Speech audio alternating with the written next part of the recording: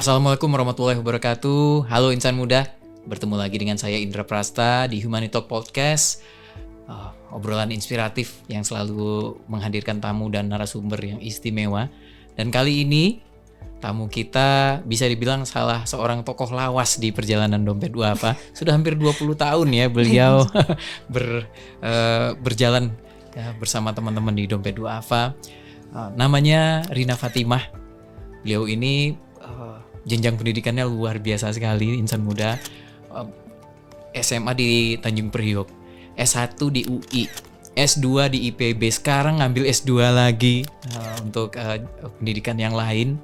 Dan jenjang karir beliau dari staff sampai sekarang menjadi general manager divisi pendidikan di Dompet Duafa, menjadi direktur lembaga pengembangan insani Dompet Duafa, dan saat ini juga menjadi ketua kampus Budi Bakti. Langsung saja kita sambut Mbak Rina Fatimah. Mbak Rina, halo. Terima kasih sudah menyempatkan hadir. Terima kasih Mas ini Indra. Saya singkat loh profilnya, kalau tak bacain semua nih 15 menit sendiri. Iya, jangan. Mbak Rina ini berarti dari tahun 2006 sampai sekarang berapa tahun itu? 2006, seingat saya sih waktu itu saya mulai bergabung di Dompet Duafa di bulan Desember 2006 dan saat itu penempatan saya di Aceh. Oh, itu pasca tsunami? Pasca tsunami, betul, 2 tahun setelah tsunami. Kan tsunami Desember 2004, kemudian biasalah Dede kan pasca bencana itu ada respon. Nah, saya masuknya di fase recovery sampai ke fase rekonstruksinya seperti itu. Artinya Dede udah punya bangun gedung sekolah SMA Negeri Satulung, fisiknya udah oke. Nah, perlu nih softwarenya gitu ya. Maka adanya program pendampingan sekolah di SMA Negeri Satulung yang sudah dibantu oleh Dompet Duafa. Nah, itulah pertama karir saya di Dompet Duafa di tahun 2006. Berarti kalau sekarang itu kurang lebih sudah di 18 tahun ya. Sebentar lagi 20 tahun. Iya. Amin, insyaallah panjang karirnya sampai ya. Iya, Dompet Duafa. Ya, kurang lebih seperti itu, Mas. Mbak Rina, dari awal menjadi staff sampai sekarang Mbak Rina menjadi GM ya di divisi pendidikan, terus tahu-tahu dicemplungin menjadi ketua Ramadan 1445 Hijriah ya, Dompet Duafa. Betul. Kira-kira apa program yang disiapkan teman-teman di DD ini? Apa yang beda dibanding tahun sebelumnya? Ya, jadi pertama ini amanah yang luar biasa ya buat saya, karena di sini menjadi satu momentum yang ya kita tahu bahwa bulan Ramadan ini menjadi satu momentum yang sangat penting buat kita semua, buat umat Islam begitu ya. Bagaimana momentum Ramadan ini kita bisa kalau di lembaga amil zakat kan selalu bagaimana kita bisa meningkatkan potensi zakat ya, karena kita tahu sebenarnya antara potensi zakat dengan yang berzakat kan masih gapnya besar sekali sehingga perlu ada edukasi yang optimal gitu agar masyarakat muslim begitu ya tahu tentang zakat dan manfaat. Yang paling penting adalah manfaat dari zakat itu, dampak dari zakat itu sendiri. Nah, di Ramadan ini tentunya ketika saya mendapatkan amanah gitu ya Mas Indra sebagai ketua Ramadan, jadi ada banyak hal yang pastinya dipersiapkan begitu ya. Yang pertama adalah tentunya program-program apa saja yang akan kita lakukan selama Ramadan gitu ya. Kemudian yang kedua campaign-nya apa. Kemudian yang ketiga ada tuh kegiatan rutin yang selalu ada di Ramadan, yaitu tebar zakat fitrah gitu ya. Dan posko mudik itu itu butuh persiapan yang bahkan sebelum kita masuk ke Ramadan kita udah ngomongin tuh tebar zakat fitrah kita bagaimana gitu ya. Kemudian posko mudik kita nanti layanannya apa saja, kita akan ada di titik mana saja dan lain sebagainya. Itu sudah mulai kita bahas dari sekarang sebelum masuk ke Ramadan. Jadi ternyata banyak sekali ya. Banyak. Jadi kalau misalkan di listing gitu ya, programnya Ramadannya Dede itu lebih dari 20 kayaknya ada. Wah, biasa. Ada nggak yang program yang kita jalankan kali ini di Ramadan kali ini yang tidak ada di Ramadan tahun lalu?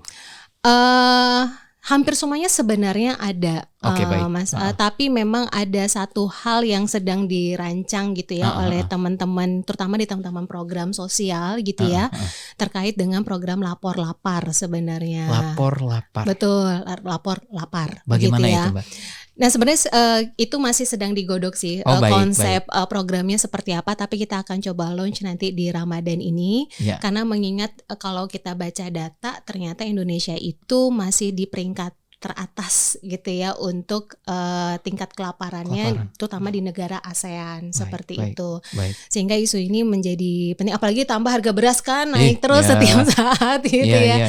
Seperti itu. Nah tentu saja ini punya potensi ke arah sananya. Oleh sebab itu ini akan coba kita akan launch nanti di awal Ramadan. Amin. Nanti akan ditongolin di berbagai platformnya Dompet Duafa, Lapor Lapar, siapa tahu nanti insan muda bisa ikutan. Betul, insyaallah. Terus kolaborasi ya. Mbak Rina, ngomongin program pasti ada yang namanya target. Oh ya, siap. Itu tuh. Yang terus disampaikan. Iya. Apa target? Iya, teman-teman tentunya di kalau tahun ini? Tentunya di Ramadan ini kita selalu punya target penghimpunan seperti itu. Jadi kalau target di tahun ini target penghimpunan kita itu ada di angka sekitar 134 miliar. Jadi 134 sekian. Jadi bukan 1, 2, 3 tapi 134. 134 miliar ya. Ya, supaya ingat ya 134 miliar begitu.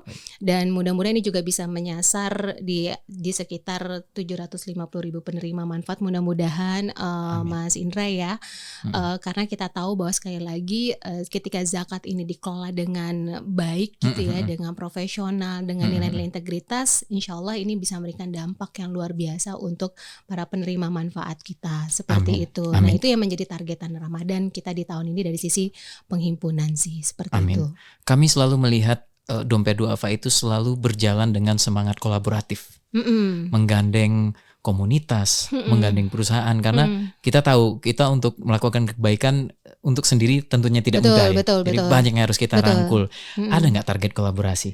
Ada, udah pasti Mas. Tentunya terutama di beberapa aktivitas campaign tematik kita itu sebagian besar itu adalah kolaborasi kita dengan institusi atau perusahaan lain ya. Begitu misalkan program berbuka puasa dengan anak yatim gitu ya, parsel Ramadan kita, kemudian ada borong dagangan UMKM seperti itu semua campaign tematik kita tuh hampir kita kolaborasikan dengan para mitra kita seperti itu. Dan insya Allah sebenarnya kita juga ada kolaborasi dengan perhimpunan catering ya, jasa catering di Indonesia kalau tidak salah itu, untuk mengadakan kegiatan buka puasa bersama anak yatim. Kita targetnya mudah-mudahan bisa sampai di angka 1.445 anak yatim sih. Amin ya Allah. Kayak gitu. Nah, itu salah satu bentuk kolaborasi kebaikan kita di Ramadan ini. Iya. Ada nggak yang udah Mbak Rina temui ya sejauh ini, cerita menyentuh tentang program Ramadan yang selama Mbak Rina berkarir di Dompet Duafa, kan berbagai program Ramadan telah dijalankan. Ada nggak salah satu momen yang menurut Mbak Rina itu berkesan banget, mungkin secara personal? Iya, jadi karena saya di program pendidikan ya Mas seperti itu. Tentunya kebetulan kami punya program Smart Excellence ya, itu sekolah boarding school ya, sekolah berasrama untuk anak-anak duafa mulai dari SMP sampai SMA, dan mereka berasal dari berbagai provinsi di Indonesia. Terus mereka kumpul di sekolah itu, di boarding school Smart Excellence itu dari SMP sampai nanti mereka lulus SMA seperti itu. Nah tentunya menjadi kebahagiaan utama buat mereka ketika di Ramadan ini mereka mendapatkan parsel Ramadan, kemudian mereka kedatangan tamu, terus mereka bisa masak bersama, terus mereka bisa mencicipi makanan atau menikmati makanan yang dimasak oleh chef yang terkenal kayak gitu. Kapan lagi kan seperti itu. Jadi itu sih ada proses proses pembelajaran juga buat anak-anak kami begitu ya. Ketika mereka bertemu dengan donatur yang datang langsung ke lokasi, kemudian berbagi, bercerita, memberikan inspirasi dan seterusnya, itu sangat berkesan sekali seperti itu. Luar biasa. Makasih juga buat insan muda yang sudah ikut berdonasi walaupun tidak datang langsung ya Mbak Rina, kan banyak juga tentunya insan muda yang ikut aja berdonasi lewat DDS. Apalagi mereka bisa buka puasa bersama dengan menu yang bervariasi. Anak-anak itu kebagian juga buat mereka. Iya. Mbak Rina, kenapa kita sebaiknya sedekah atau zakat juga di bulan puasa ini lewat dompet duafa? Apa kemudahannya, apa kelebihannya? Iya, jadi tentunya dompet duafa itu selalu melakukan proses inovasi ya Mas. Ya. Yang pertama adalah hari ini dompet duafa mengenalkan DD Apps gitu ya, DD. Jadi ada satu tagline mudah mudah jadi baik gitu ya. Jadi untuk kita menjadi orang baik itu hari ini mudah banget karena ada dompet duafa apps ya, ada DD apps seperti itu sehingga kita mudah untuk melakukan proses donasi gitu ya. Dan di DD apps itu sendiri pun tidak hanya sekedar informasi tentang donasi ya, tetapi juga kita diingatkan waktu sholat dan juga ada informasi-informasi tentang dompet duafa yang terkini lah gitu ya, seperti itu. Jadi ada banyak banget.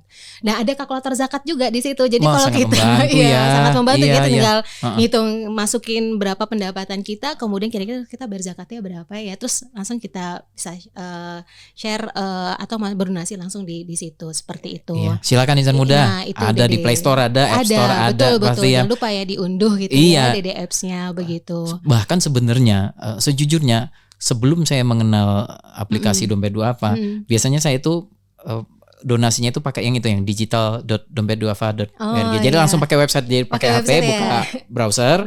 Itu pun mudah sekali. Mudah sekali ya. Sekarang ada yang lebih mudah lagi. Mas ya. Luar biasa. Kebaikan itu ada dalam genggaman tangan kita sebenarnya, tinggal niatnya nih. Iya, betul. Motivasinya seperti itu. Itu sih Mas, itu salah satunya yang hari ini dompet duafa lakukan gitu. Just. Mbak Rina, dompet duafa ini kan cakupannya luas sekali. Bukan sekadar ke seluruh pelosok negeri, bahkan sampai luar negeri. Betul. Bagaimana caranya menjamin pemerataan hasil donasinya itu? Iya, yang jelas kan pasti dompet duafa selalu membangun kolaborasi atau jaringan kemitraan. Jadi tidak bermain sendiri sih seperti itu. Tentunya bermain dengan atau berkolaborasi bermitra dengan jaringan-jaringan yang ada di lokal ya, seperti itu. Karena mereka lebih tahu mungkin kondisi di sana seperti apa, kebutuhan seperti apa, dan mungkin juga mereka punya program yang jauh lebih tepat gitu ya, menurut kebutuhan masyarakat setempat, sehingga dompet duafa bisa bermitra langsung dengan lembaga setempat seperti itu. Tapi memang tetap ada proses penyelesaian mitra ya tentunya ya Mas. Artinya kita juga memastikan bahwa mitra-mitra yang menjadi kolaborasi dompet duafa itu punya visi yang sama dengan dompet duafa, punya value yang sama seperti itu. Kemudian yang ketiga juga jelas gitu. Jadi kadang-kadang kan bikin izin itu kan mudah nih gitu ya, izin yayasan dan lain sebagainya gitu kan. Tapi kita nggak tahu apakah mereka punya aktivitas yang real atau tidak seperti itu. Betul. Nah, oleh sebab itu kita juga melakukan proses juga menseleksi mitra-mitra yang akan menjadi kolaborasinya dompet duafa di daerah. Dan pasti kalau di program itu selalu ada yang namanya monitoring dan evaluasi. Jadi bukan sekadar di awal. Bukan, tapi dalam proses program itu kita juga melakukan monitoring, kita juga melakukan proses bertemu dengan mustahi, kita wawancara begitu ya. Kita memastikan apakah bantuan itu langsung mereka terima dan seterusnya seperti itu. Kemudian juga bahkan setelah program selesai itu juga ada ininya sampai ada kaji dampak terutama di pendidikan kita juga ada kaji dampaknya juga kita untuk memastikan sejauh manakah program yang kita lakukan itu ada dampaknya setelah mereka selesai dari program yang kita kolaborasikan seperti itu. Jadi itu satu rangkaian sih Mas. Dan insya Allah mudah-mudahan dengan begitu donasi yang teman-teman sampaikan ke dompet duafa insya Allah selalu tersampaikan. Itu yang membuat insan muda makin tenang tentunya. Kita berdonasi dan kalau insan muda udah biasa gitu donasi lewat dompet duafa, pasti udah biasa terima email gitu ya. Saya sering terima. Jadi rasanya begitu banyak program dari teman-teman dompet duafa. Mbak Rina, kita balik lagi ke program Ramadan. Siap. Dari biasa megang divisi pendidikan jadi general manager divisi pendidikan, tahu-tahu disuruh nih pegang ketua Ramadan. Kaget nggak sih? Pasti kaget Mas. Saya berasa jadi boleh disampaikan nggak ya? Merasa jadi apa? Jadi kayak ketua yayasan. Maksudnya jadi karena harus tahu semua gitu kan. Ya. Karena saya selama hampir 18 tahun ini ada di Dompet Duafa itu saya selalu memegang program pendidikan saja. Jadi kalau udah ngomongin soal pendidikan tuh udah di luar kepala lah gitu, ngomonginnya tuh lancar gitu ya. Tapi ketika pegang Ramadan kita harus tahu semuanya. Tahu tentang fundraising, harus tahu juga tentang marketing dan komunikasi gitu ya, bagaimana strategi marketing dan komunikasi juga. Kemudian juga harus mengenal program-program DD itu juga program-program DD itu apa saja, dan itu cukup banyak seperti itu. Belum lagi kan kita juga sebagai corong komunikasi untuk menyampaikan apa saja yang ada di Ramadan. Jadi kita emang harus banyak tahu gitu ya. Mungkin udah cukup udah tahu beberapa, tapi belum tahu sampai ada di wilayah mana aja misalkan programnya, terus detail aktivitasnya seperti apa. Nah itu benar-benar buat saya menjadi ketua Ramadan itu bagian dari proses belajar tentang tentang Dompet Duafa yang jauh lebih dalam lagi sih. Luar seperti biasa. Itu semangat baru juga dong. Oh iya udah pasti karena ada target. Karena kalau di program kita targetnya tuh biasanya tuh penerima manfaat ya, berapa target penerima manfaat kita, terus ada program baru apa yang akan kita lakukan seperti itu biasa kalau di program gitu ya. Kemudian bagaimana dampak yang dihasilkan dan lain sebagainya. Tapi kalau di Ramadan ada target penghimpunan gitu ya. Jadi gimana nih caranya bisa membangun tim yang solid agar target ini bisa tercapai sih. Tinggi target, tinggi realisasi, tinggi manfaatnya. Betul, ke semuanya. Ya, insya Allah. Amin. Penutup nih Mbak Rina, harapannya sebagai ketua Ramadan sama mungkin ajakan juga buat insan muda yang ingin ikut menjadi bagian dari program Ramadannya Dompet Duafa. Silakan. Baik insan muda Dompet Duafa, sebentar lagi kita akan memasuki bulan Ramadan. Tentunya kita perlu persiapan ya, prepare gitu ya. Yang pertama adalah paling penting kesehatan gitu ya. Dengan kondisi badan kita yang fit, insya Allah kita bisa melalui Ramadan ini dengan penuh nikmat seperti itu. Kemudian yang kedua, jangan lupa bulan Ramadan juga adalah sebagai bulan kebaikan, karena kita tahu bahwa di bulan Ramadan ini ada pahala yang dilipat gandakan oleh Allah Subhanahu wa taala. Maka marilah kita berlomba-lomba gitu ya dalam kebaikan seperti itu, karena dari setiap rezeki kita ada sebagian kecil rezeki yang Allah berikan pada kita itu untuk orang yang membutuhkan. Maka jangan lupa itu adalah bentuk dari kita bersyukur begitu. Dan yang ketiga, hari ini Dompet Duafa punya DD Apps, jadi mudah banget buat kamu untuk jadi pribadi yang lebih baik seperti itu, karena kebaikan kita sekarang ada di dalam genggaman. Gitu sih, Mas. Kebaikan ada di dalam genggaman. Luar biasa Mbak Rina. Sekali lagi terima kasih sudah menyempatkan hadir. Kami doakan semoga semua program Ramadan dari teman-teman Dompet Duafa dilancarkan, dimudahkan. Saya tunggu update tentang lapor tadi menarik sekali. Siapa tahu insan muda juga tertarik buat ikutannya. Katanya Mas Indra kalau lapor gitu. Baik, Mbak Rina, terima kasih sekali lagi ya. Terima kasih Mas Indra, terima kasih insan muda semua. Sampai bertemu kembali. Iya, insan muda, tonton terus Humanity Talk serta subscribe Dompet Duafa TV. Jangan lupa di like, di komen, disebarkan jika kamu mendapatkan banyak kebaikan lewat kanal ini. Saya Indra Prasta pamit. Assalamualaikum warahmatullahi wabarakatuh. Waalaikumsalam warahmatullahi wabarakatuh.